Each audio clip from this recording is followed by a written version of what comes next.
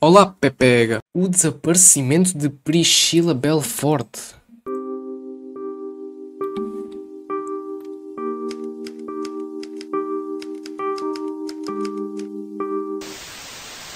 Oi, bonitos e bonitos, tudo bom com vocês? Mais um vídeo pra nossa Semana Misteriosa. E antes de começar, já sabe, já dá aquele like pra mim aqui embaixo. Se você é novo por aqui e ainda não tá inscrito no canal, se inscreve, que essa semana a gente vai ter vídeo todos os dias. Vou aproveitar e já vou deixar aí na tela pra vocês as minhas redes sociais. Então vai lá me seguir no meu Instagram, tá rolando sorteio. E eu sempre tô conversando com vocês por lá, então me segue aqui, lá também, pra gente ficar bem juntinho. A playlist completa, como sempre, tá aqui na descrição do vídeo. Então, sem mais demoras, bora começar o caso de hoje. Priscila Vieira Belfort nasceu no dia 5 de dezembro de 1974. A sua mãe, Jovita, tinha 19 Mano, isto é... Tipo, nem é preciso perguntar. E claro que isto é falso, mas é tipo... anos quando ficou grávida da Priscila, e ela teve rubéola. Mesmo assim... As pessoas até disseram pra ela abortar, que ia ser uma gravidez muito difícil, mas no fim deu tudo certo. Ela disse que até sonhou com a Priscila, enquanto ainda ela estava dentro da barriga dela, e ela dizia que ia ficar tudo bem. Mas isto foi tipo então, um ela anão. seguiu com a gravidez, e a Priscila nasceu bem, nasceu com muita saúde. A infância da Priscila foi muito feliz ao lado do seu irmão mais novo, Vitor. Eles eram crianças muito ativas, muito alegres, Duvido eles imenso. brincavam muito. Os pais deles... Mano, para mim é uma criança eles com ainda tipo, eram aqueles muito bigodes, jovens, dá para meter e tirar. Os dois amavam esportes, eles faziam várias coisas. A Priscila jogou tênis, fez ginástica olímpica, também fazia natação. Ela sempre amou esportes, mas ela gostava de fazer o esporte em si, enquanto o irmão dela era muito mais competitivo. Mais tarde, o irmão dela, o Vitor, se tornou um lutador de MMA conhecido mundialmente. Vocês provavelmente já ouviram falar dele. Durante a adolescência da Priscila, ela era uma aluna muito estudiosa, ela sempre foi muito inteligente, ia muito bem na escola. Porém, aos 16 anos de idade, ela teve depressão, uma depressão muito forte. Ela teve que tomar vários remédios, fez vários tratamentos. Depressão foi uma coisa que ela lutou basicamente a vida dela inteira. E aí, anos depois, ela já parecia estar melhor, ela estava trabalhando, ela estava namorando. Então, pra família dela, tudo parecia estar bem, ela parecia estar bem, estar seguindo com a vida dela. E na semana que aconteceu esse caso, a mãe dela conta que o namorado dela, na época, ele queria muito que ela fosse com ele até a casa dele, ele queria apresentar ela pra família, pros pais. E ela, por algum motivo, ela não queria ir. Era uma quarta-feira que ele tinha pedido pra ela ir com ele até a casa dele pra conhecer os pais, e ela disse que ela não queria ir. E aí a mãe dela conta que nessa semana específica ela viu que a filha dela não tava bem, que parecia que tinha alguma coisa foi por causa disso? a Priscila, alguma coisa tava acontecendo. Então ela decidiu ficar lá com a Priscila durante a semana inteira pra dar esse suporte que ela tava precisando. Então na quarta-feira ele queria que ela fosse com ele até a casa dele, ela não quis. Na quinta-feira ele foi até a casa dela pra conversar com ela. Então ele apareceu por lá, ela saiu pra falar com ele e ele pediu pra eles saírem dali pra algum lugar que ele precisava conversar com ela.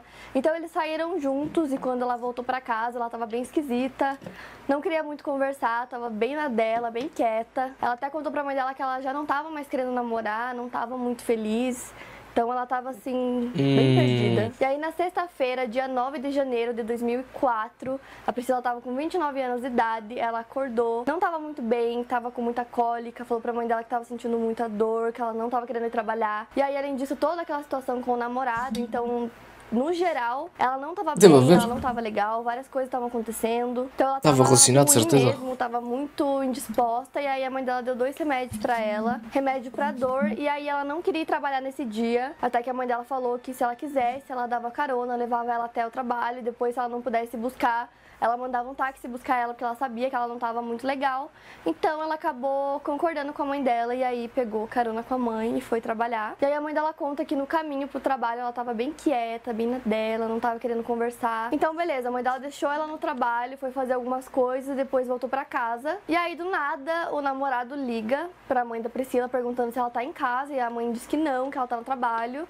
E ela escuta muito barulho no fundo, assim, da ligação e ela pergunta aonde que ele tá, que tem todo esse barulho. Mas ele tá tipo no meio da rua. Que ele tá ligando de um orelhão e o namorado da Priscila trabalhava no mesmo prédio que ela. Se ele quisesse falar com ela, era só ir até o andar lá, o setor que ela trabalhava. Então a mãe da Priscila já achou esquisito o fato dele ter ligado de um orelhão pra saber se a Priscila tava em casa ou tava no trabalho. Mas enfim, como nesse dia a Priscila não tava muito legal, a mãe dela achou melhor ligar pra irmã dela, que trabalhava perto do prédio onde a Priscila trabalhava. E aí pediu pra ela ir lá ver se a Priscila tava bem, se tava tudo ok. E aí a irmã dela foi... Não foi este youtuber. Exato. Isso foi uma situação muito triste. Nós já tínhamos visto o vídeo dele a avisar sobre isso, acho eu. Situação muito triste. Foi até lá, viu que a Priscila tava bem, tava tudo ok. E nesse dia, inclusive, não tinha acontecido nada. O corpo de bombeiros, que era perto dali também, não foi acionado nenhuma vez. Tipo, tava um dia muito tranquilo. E aí era a hora do almoço, né? E a Priscila, toda vez que ela saía almoçar, ela saía ou com o namorado ou com colegas do trabalho. E nesse dia, especificamente, ela quis ir sozinha. Não quis ir com mais ninguém, simplesmente saiu e foi almoçar sozinha. Ela trabalhava no escritório da Fundação Esporte e Lazer, no centro do Rio de Janeiro. Nesse dia, não se sabe por que ela quis almoçar sozinha e foi a última vez que ela foi vista com vida. Começou a anoitecer, nem sinal da Priscila. Foi o namorado, foi o namorado. Até a polícia para relatar o desaparecimento. Familiares, Ele tá relacionado. colegas de trabalho, tava todo mundo já ficando muito preocupado porque ela nunca não dava notícias, tanto ela quanto o irmão. Eles sempre falavam para a mãe deles aonde que eles estavam, o que eles iam fazer. E nesse dia ela não ligou, não teve notícia, ninguém sabia de nada. Então a família e os amigos se dividem para procurar ela, cada um vai para um lado, um vai com carro, começa a andar de carro pelas ruas para ir atrás dela, começam a ir em lugares que ela possivelmente poderia ter ido, e lá pela 1, 2 da manhã, sem nenhuma pista, sem absolutamente nada, ninguém viu, ninguém sabe, eles começaram a achar que alguma coisa muito ruim poderia ter acontecido com ela, porque o Rio de Janeiro já é por si só muito perigoso, então 1000 coisas começaram a passar pela cabeça da mãe e do irmão dela. Então o Vitor usou o site dele também, a influência que ele tinha para espalhar a notícia pra mídia, para que quanto mais pessoas vissem, quem sabe ela aparecesse mais rápido. Então, rapidamente, os jornais também começaram a noticiar o desaparecimento dela. E aí, passa um tempo, eles recebem uma ligação pedindo resgate no trabalho da Priscila. Também foi feita uma ligação na casa dela para a mãe dela. E nessas 2 ligações, eles pediram uma prova de vida, pediram para ouvir a voz dela, qualquer coisa que provasse que ela realmente ela já não estava. Não tinha nada, era trote, era mentira. Até que ela estava morta já. Surge uma notícia bem inesperada para toda a família. Alguns traficantes que foram presos disseram que eles estavam envolvidos no desaparecimento da Priscila. Eles tinham assassinado ela para cobrar uma dívida de tráfico que eles tinham com o namorado dela. Então a família ficou desesperada e perguntou aonde o corpo dela estava. Eles deram um lugar, eles foram até lá, mas não tinha nada. Eles acharam alguns ossos, mas era ossos de cachorro. E aí também foi feita uma denúncia sobre uma moto que tinha um crânio humano pendurado na frente. Foi feito DNA com esse crânio, não era da Priscila. Também foram feitos testes de DNA com 2 corpos que a polícia achou que foram carburizados. Nenhum dos corpos era da Priscila também. Então, nos meses que se seguiram, quer dizer que ela já não era a primeira? Os amigos tinham várias coisas que eles achavam que podia ter acontecido, já que eles não tinham pista nenhuma, não tinham absolutamente nada. Chegaram a acreditar que ela teve alguma confusão mental e acabou tendo um surto de memória. A mãe disse que ela já teve alguns surtos de memória antes, mas nenhum forte bastante para fazer com que ela perdesse a memória total ou ela não lembrasse quem é a família dela.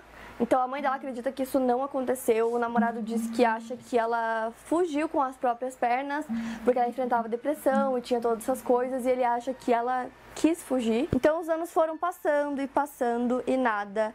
A mãe dela, a Jovita, criou uma delegacia especializada na localização de pessoas desaparecidas no Rio de Janeiro, junto com as ONGs Meu Rio e Rio de Paz. A delegacia foi criada com o nome DDPA, Delegacia de Descoberta de Paradeiros, e no primeiro mês funcionando foram encontradas 150 pessoas desaparecidas. Dentre elas, a maioria eram idosas. Inclusive, a delegacia funciona até hoje e, infelizmente, esse é mais um caso que permanece até hoje não solucionado. Aqui no YouTube vocês conseguem encontrar algumas entrevistas feitas com familiares, algumas reportagens feitas na época, tem algumas coisas, se vocês procurarem vocês vão achar. Para quem quiser se aprofundar um pouco mais no caso. Se você gostou do caso de hoje, não esquece de se inscrever no canal aqui embaixo.